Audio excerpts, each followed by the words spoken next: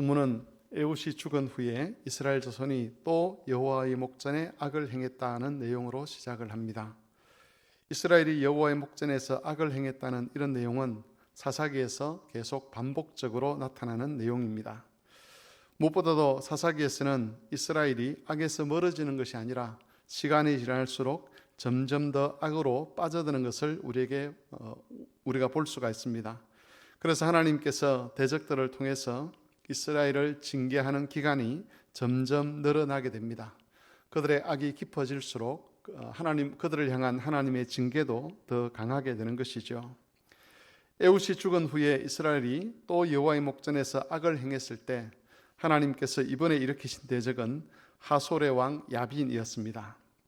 하나님께서 하솔의 왕 야빈을 강하게 하셨고 그들의 손에 이스라엘을 파셨습니다.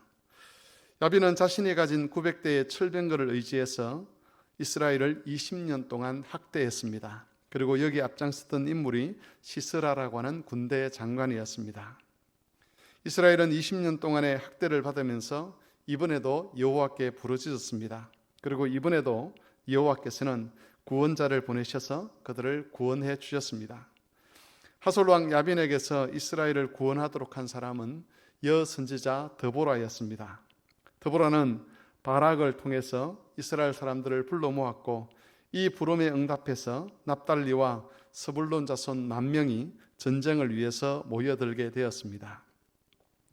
그런데 이스라엘의 죄라고 하는 것은 이렇게 하나님의 구원 역사가 있음에도 불구하고 중단되지를 않았습니다.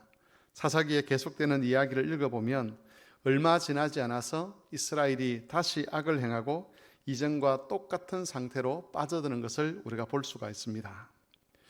여기서 우리가 한 가지 알게 되는 중요한 사실이 있는데 그것은 이스라엘 백성들에게 진심으로 회개할 능력이 없었다는 것이죠. 이스라엘이 대적의 학대를 받으면서 하나님께 부르짖었던 것은 사실입니다. 하지만 그것이 이스라엘의 회개를 의미하는 것은 아니었습니다.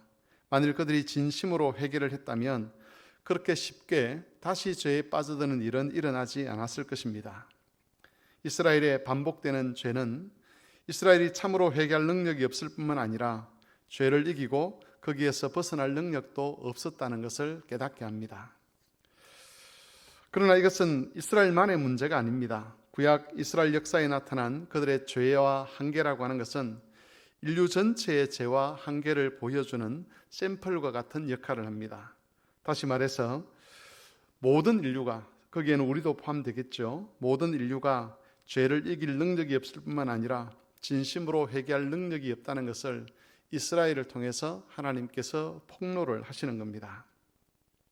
그리고 이런 사실은 왜 우리에게 또 왜 인류에게 예수 그리스도가 필요한지를 알게 합니다. 하나님께서 우리를 용납하시고 우리를 받아주시는 이유는 우리가 잘 회개를 하거나 또는 우리가 하나님의 경고의 말씀을 잘 듣고 죄를 잘 이기고 있기 때문이 아니라는 것이죠. 사실 하나님께서 우리를 받아주시는 이유는 우리를 받으시는 것이 아니라 그리스도를 받아주시는 것이기 때문입니다. 다만 하나님께서 기뻐하시는 그리스도에게 우리가 연합되어 있기 때문에 그리스도를 받아주실 때에 그리스도에게 연합된 우리도 그냥 받아주시는 것이죠. 그런데 그리스도로 말미암는 은혜는 여기서 그치지 않습니다. 이스라엘 백성들은 물론이고 우리들까지 바르게 회개할 능력이 없고 또 죄를 이기고 거기에서 벗어날 능력이 없음에도 불구하고 그리스도 안에 있을 때 우리는 그리스도께서 거룩하신 것처럼 거룩해지기도 하고 또 죄를 이기기도 하고 의롭게 살 수 있는 능력을 얻기도 합니다. 그리스도께서 가지신 능력이 우리에게 이식이 됨으로 말미암아서 그 그리스도의 의가 우리 안에 있는 죄의 마음과 부딪히는 그 사건을 통해서 우리가 죄인인 것을 깨닫게 되고 회개하게 되고 또 그 속에서 그리스도께서 주시는 의의 능력으로 그리스도를 본받는 삶을 우리가 살아가게 되는 것입니다. 그래서 일어나는 일이 바로 성화라고 하는 것입니다. 의와는 전혀 상관이 없고 악에 물들어 있었고 죄와 사망의 종로로 타고 있던 우리들이 우리가 연합된 머리 대신 그리스도로 말미암아서 조금씩 그리스도를 닮아가는 것, 그것이 바로 성화입니다. 이런 은혜는 오늘도 우리와 함께 할 것입니다. 그래서 한편으로는 구약의 이스라엘처럼 우리가 죄인으로 살아가려고 하는 그런 욕망을 가지고 있겠지만 또 다른 한편에서는 그리스도께서 주시는 은혜와 능력으로 그리스도를 본받고자 하는 그런 욕망과 그런 열정도 일어나게 될 것입니다. 하나님께서 기대하시는 것은 이런 영적 싸움 속에서 우리가 그리스도를 본받는 것을 선택하는 것일 겁니다. 하나님께서 그리스도 안에서 우리를 새롭게 하시고 그리스도처럼 하나님을 사랑하고 섬기도록 하기 위해 우리에게 예수님을 보내주셨다는 것을 깨닫고 우리 속에 있는 한계, 우리를 가두고 있는 그 죄의 권세를 벗어나서 그것을 파괴하고 나와서 하나님의 은혜가 주는 열매를 맺기를 기대하신다는 것이지요.